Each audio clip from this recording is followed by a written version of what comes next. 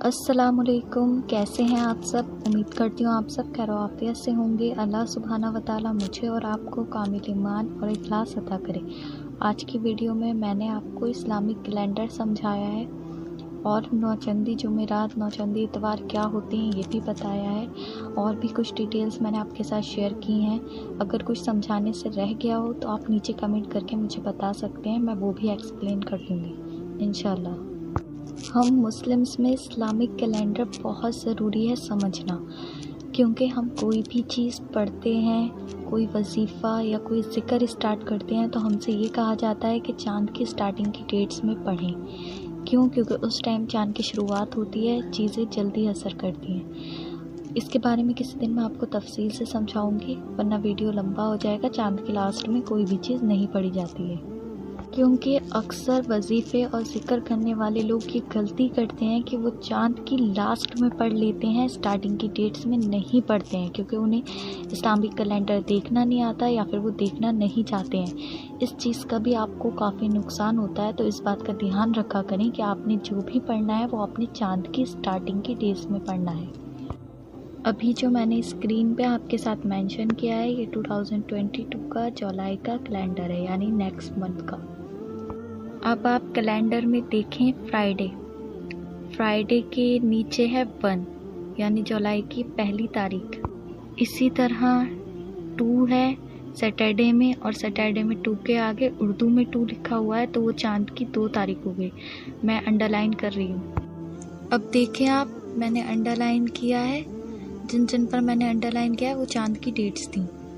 अब इस मंथ में तो चाँद की डेट्स जो हैं वो सेम चल रही हैं, यानी 1 जब है तब चाँद की भी पहली तारीख है, जब दूसरी है जुलाई में तब चाँद की भी दूसरी तारीख है।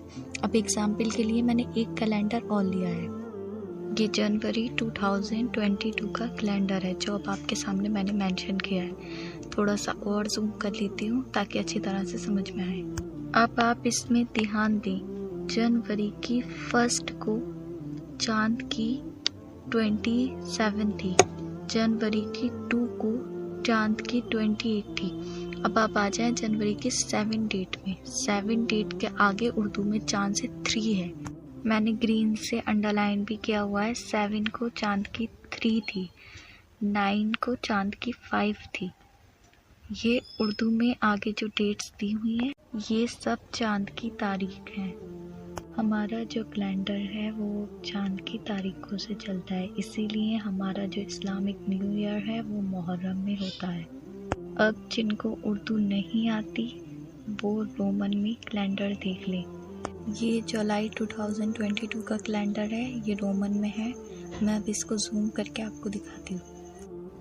जैसा कि अब जुलाई में ज़िलहज का चाँद दिखने वाला है, और नेक्स्ट मंथ में चाँद की पहली तारीख यानी फर्स्ट डेट है फ्राइडे की। मैंने रेड कलर से अंडरलाइन किया हुआ है, ध्यान दें।